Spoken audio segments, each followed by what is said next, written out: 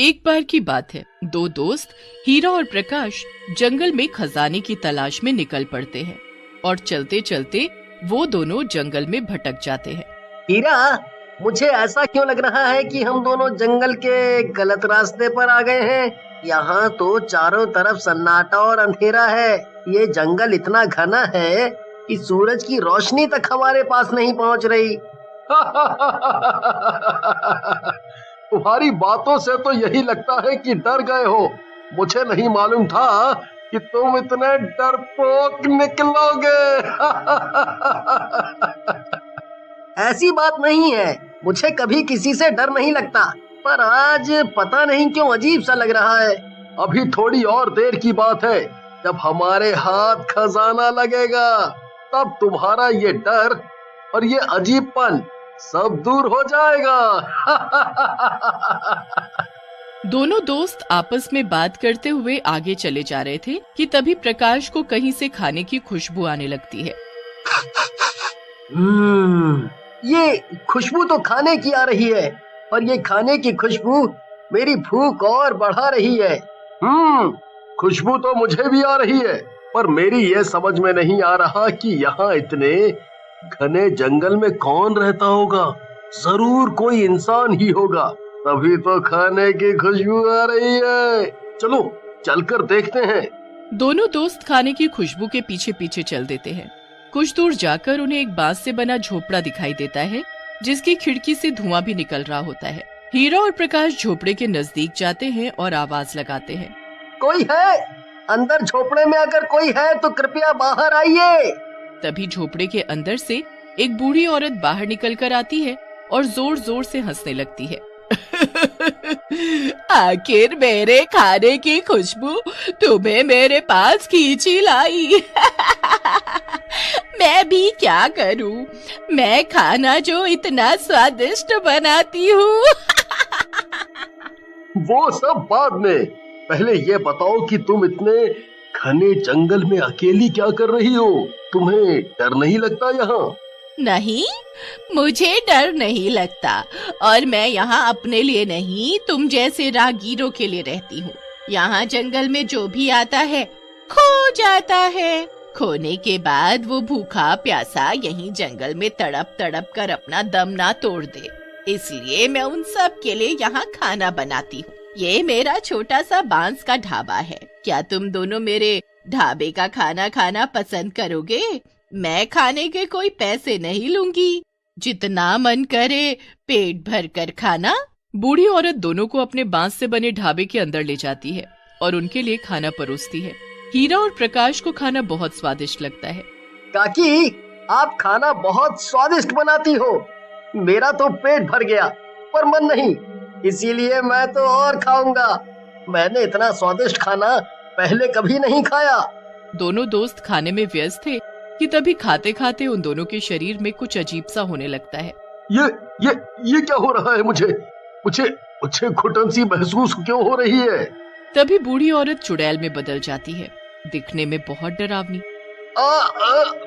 प्रकाश, ये कोई बूढ़ी काकी नहीं, ये तो कोई चुड़ैल है।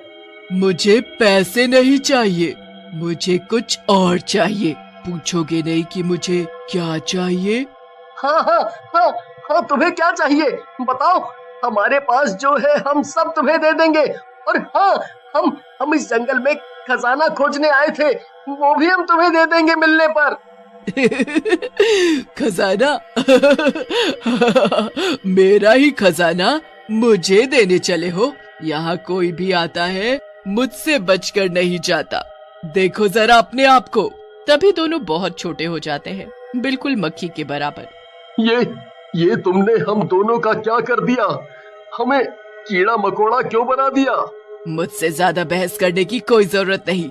ज्यादा बोलोगे तो अपने पैरों से मसल दूंगी तुम्हें। चुड़ैल उन दोनों को एक कांच के कार में बंद कर देती है। उसके बाद वो चुड़ैल फिर से अच्छा खाना बनाने में लग जाती है। मेरा ढाबा है सबसे न्यारा, एक बार जो मेरे हाथ का बना खाना खाए तो खाता ही जाए। हीरा, इस चुड़ैल ने हमें एक तो इतना छोटा कर दिया है, ऊपर से हम दोनों को इस जार में बंद कर दिया। मेरा यहाँ दम घुट रहा है। हम बहुत छोटे हो गए हैं। अगर हम किसी से मदद भी मांगे तो कैसे मांगे? हमारी आवाज जंगल से बाहर तो क्या इस जार के बाहर तक भी नहीं जाएगी। इसीलिए अब हम कुछ नहीं कर सकते। 2 दिन बीत जाने के बाद जंगल में एक पांडु नाम का आदमी खाना बनाने के लिए लकड़ियां लेने आता है। तभी उसकी नजर चुड़ैल के ढाबे पर पड़ती है। जंगल के बीचों बीच ये क्या है? कौन होगा वहाँ? और उसमें से तो धुआं भी निकल रहा है। पांडु, मुझे तो कुछ गड़बड़ सी लग रही है, इसीलिए निकल चल यहाँ से। चुड़ैल पांडु को देख लेती है और पांडु को वो जाने नहीं देती। उसका रास्ता रोककर खड़ी हो जाती है। मेरे ढाबे का खाना खाए बगैर तुम कैसे जा सकते हो? मैंने तुम्हारे लिए बहुत ही स्वादिष्ट खाना बनाया है, चलो अंदर। नहीं, मुझे नहीं खाना, मेरा पेट भरा हुआ है। मैं खाना खाकर ही घर से निकला था। पांडु के न कहने से चुड़ैल बहुत गुस्सा हो जाती है और जबरदस्ती पांडु को खींचती हुई अपने ढाबे में ले जाती है और जबरदस्ती उसे खाना खिलाती है। मेरा पेट भर चुका है। अब जाने दो मुझे, जाने दो। जाओ जाओ, भागो, अगर भाग सकते हो तो भाग जाओ। तभी पांडु बहुत छोटा हो जाता है और भाग नहीं पाता। ये तुमने मेरा क्या हाल बना दिया। अब मैं अपने घर कैसे जाऊंगा? अपने बच्चों से कैसे मिलूंगा? चुड़ैल उसे भी एक जार में बंद करके एक कोने में टांग देती है। तभी ढाबे पर एक बहुत सुंदर सी लड़की आरती आती है और वो चुड़ैल को माँ कहकर पुकारने लगती है। माँ, मैं आ गई। बहुत दिन लगा दिया मेरी बेटी तुमने। तुम्हें पता नहीं कि तुम्हारी माँ को तुम्हारी हर पल कितनी याद आई। आजा मेरी बेटी, अपनी माँ के गले लग जा। माँ, एक बात बोलूं? हाँ मेरी बेटी, बोलो। माँ, ये ढाबा जंगल में नहीं चलेगा, इसे बंद कर दो। वैसे भी यहाँ जंगल में कौन आएगा हमारा खाना खाने? बेटी, तुम्हें नहीं पता कि हमारा ये ढाबा कितना मशहूर हो गया है। हमारे ढाबे पर खाना खाने लोग दूर दूर से आते हैं। तुम देखना, एक दिन ये ढाबा जंगल को एक शहर में बदल देगा।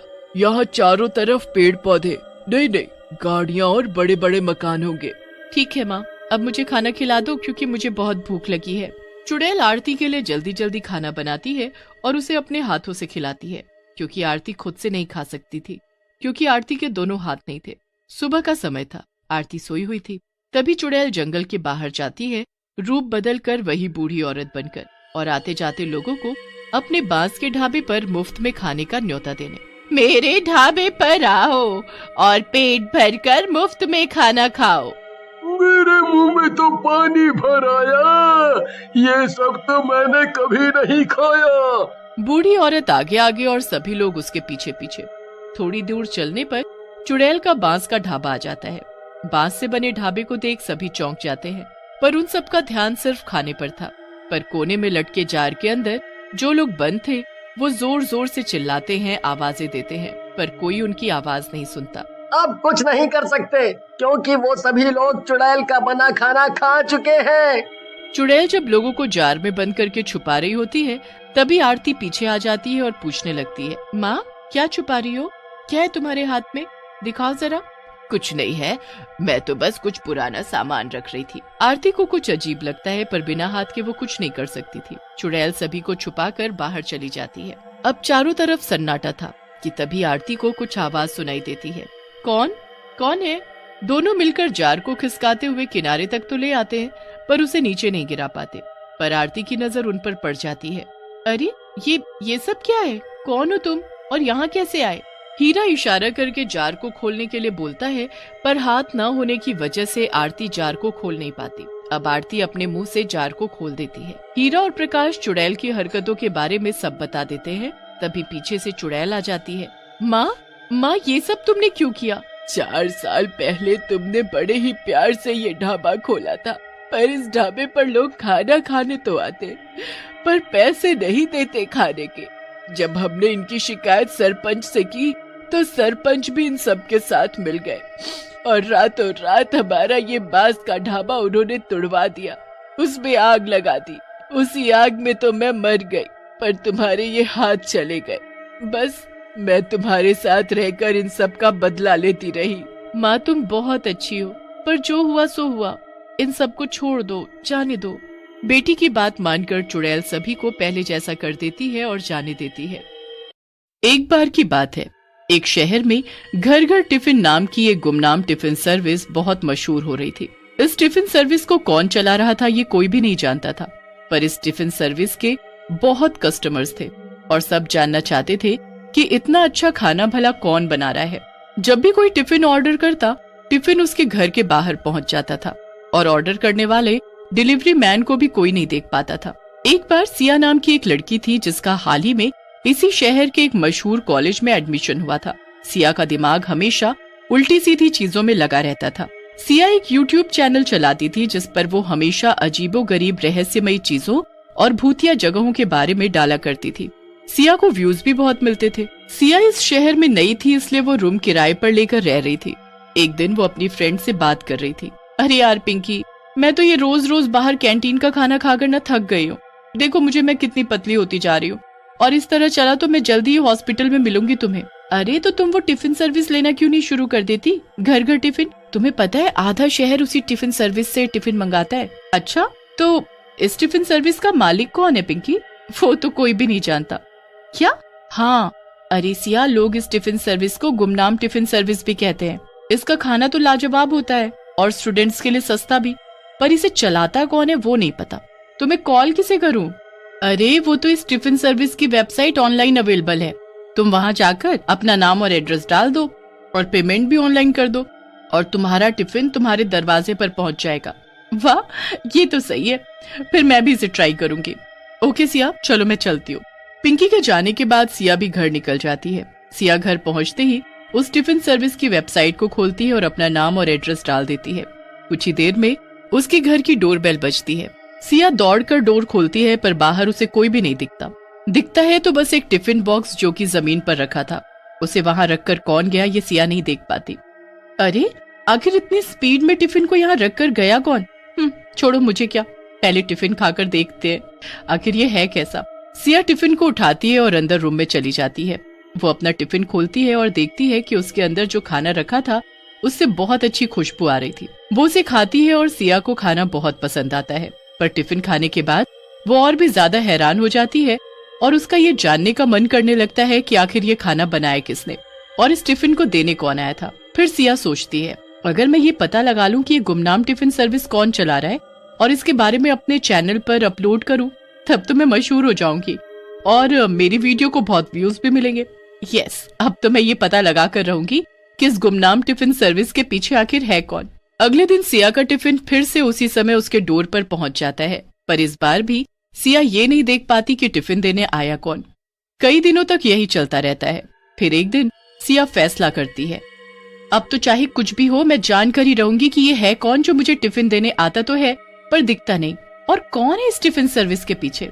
अगले दिन जब टिफिन आने का समय होता है, सिया घर के बाहर ही छुप जाती है और देखती है कि एक सुंदर लड़की सिया के दरवाजे तक आती है और चुपचाप टिफिन रखकर तुरंत सड़क की तरफ चली जाती है। सिया उसका पीछा करती है और देखती है कि वो लड़की एक एक्टिवा पर बैठकर कहीं जाने लगती है। सिया भी अपनी स्कूटी उठाती है और जल्दी से उस लड़की के पीछे जाती है। आज तो मैं इस टिफिन वाली का पर्दाफाश करके ही रहूंगी। पर ये जा कहाँ रही है? ये तो एकदम शहर के बाहर की तरफ कहीं जा रही है। वो लड़की अपनी गाड़ी में बैठकर थोड़ी ही देर में शहर के बाहर बने एक खंडहर के पास जाकर रुक जाती है। ये एक बड़ी सी बिल्डिंग थी जो बिल्कुल सुनसान थी। देखकर ये कहना भी मुश्किल था कि यहाँ पानी और बिजली आता होगा। सिया अपनी गाड़ी को थोड़ा पीछे खड़ा कर देती है और छुपकर उस लड़की को देखने लगती है।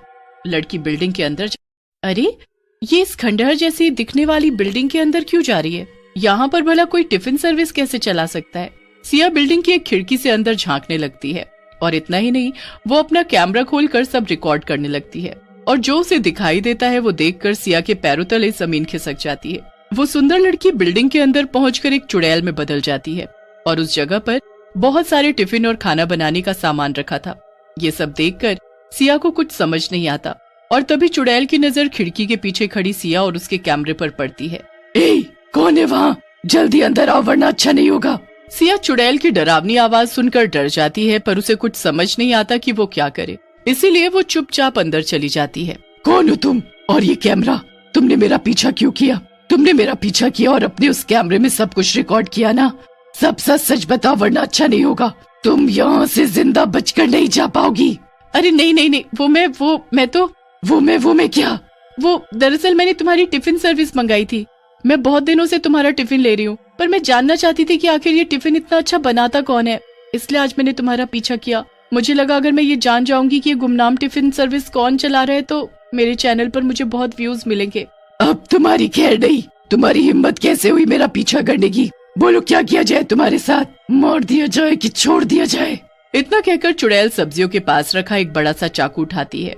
सिया चाकू देखकर डर जाती है और चुड़ैल से कहती है, अरे अरे रुक जाओ, भला तुम मुझे क्यों मार रही हो? प्लीज मुझे जाने दो। अगर मुझे कुछ हुआ तो मेरा चैनल कौन चलाएगा? वाह, यहाँ तुम मरने वाली और तुझे अपने YouTube चैनल की पड़ी है। नहीं, अगर तू यहाँ से बाहर चली गई तो सबको पता चल जाएगा कि ये टिफिन सर्विस एक चुड़ैल चला रही है और फिर कोई मुझसे टिफिन नहीं लेगा। तभी उस बिल्डिंग में एक बच्चा आ जाता है। वो बच्चा स्कूल यूनिफॉर्म में था। वो देखता है कि चुड़ैल के हाथ में चाकू था और सिया डरी हुई कोने में खड़ी थी। सिया बच्चे को अंदर आता देखकर उससे कहती है, अरे बच्चे, तुम यहाँ क्या कर रहे हो? जाओ घर जाओ वरना ये चुड़ैल तुम्हें भी मार देगी। बच्चा सिया की बात अनसुना कर देता है और दौड़कर चुड़ैल के गले लग जाता है। सिया ये सब देखकर दंग थी। नहीं मेरे बच्चे, ऐसा कुछ भी नहीं होगा। मैं इसे यहाँ से जाने ही नहीं दूंगी और ये किसी को कुछ बता भी नहीं पाएगी। चिंता मत करो। क्या ये चुड़ैल तुम्हारी माँ? मुझे तो कुछ भी समझ में नहीं आ रहा। हाँ, ये मेरा बेटा है। कुछ सालों पहले मेरी शादी हुई थी, पर मेरा पति मुझे बहुत मारता था। पहले मुझे लगता था कि बच्चा होने के बाद शायद वो मुझे मारना बंद कर दे, पर ऐसा नहीं हुआ। उसने मेरे बच्चे को भी मारना पीटना शुरू कर दिया। वो खुद तो काम करता नहीं था और जब मैं काम करने की बात करती तो वो मुझे भी पीट देता। इसलिए मैंने फैसला लिया कि मैं उसे डिवोर्स दे दूंगी। किसी तरह परिवार वालों की मदद से मैंने उसे डिवोर्स दे दिया और अपनी एक टिफिन सर्विस शुरू की। पर मैं काम कर रही हूँ और खुश हूँ ये जानकर, जैसे उसका सुख चैन चला गया। उसने गुस्से में आकर मुझे और मेरे परिवार को मार डाला। मेरा बेटा उस वक्त स्कूल में था इसलिए बच गया और मैं चुड़ैल बन गई। अपने बेटे की चिंता की वजह से मैं इसे अपने साथ इस खंडहर में ले आई। यहाँ मेरा पति मेरे बच्चे को नहीं ढूंढ सकता था और मैं इसे अच्छे से पढ़ाना लिखाना चाहती थी और उसके लिए मुझे पैसे चाहिए थे। इसलिए मैंने ये टिफिन फिर से शुरू किया। अगर सबको पता चल गया कि मैं चुड़ैल हूँ तो कोई मुझसे टिफिन नहीं लेगा और फिर मेरा बच्चा अनपढ़ रह जाएगा और भूख से मर जाएगा। मैं सब समझ गई, तुम चिंता मत करो चुड़ैल। मैं इस सब के बारे में किसी को नहीं बताऊंगी और तुम अपनी टिफिन सर्विस ऐसे चला सकती हो जैसे तुम अब तक चला रही थी। मुझे माफ कर दो, मैं वो वीडियो डिलीट कर दूंगी, प्रॉमिस। ठीक है, तुम जा सकती हो, पर अगर तुमने वो वीडियो कहीं डाली या किसी को इस बारे में बताया तो? नहीं नहीं, मैं ऐसा कुछ नहीं करूंगी और उम्मीद है कि मेरा टिफिन मुझे टाइम से मिल जाएगा। दोनों हंसते हैं और सब ठीक हो जाता है। इसी तरह गुमनाम टिफिन सर्विस हमेशा के लिए गुमनाम ही रहती है।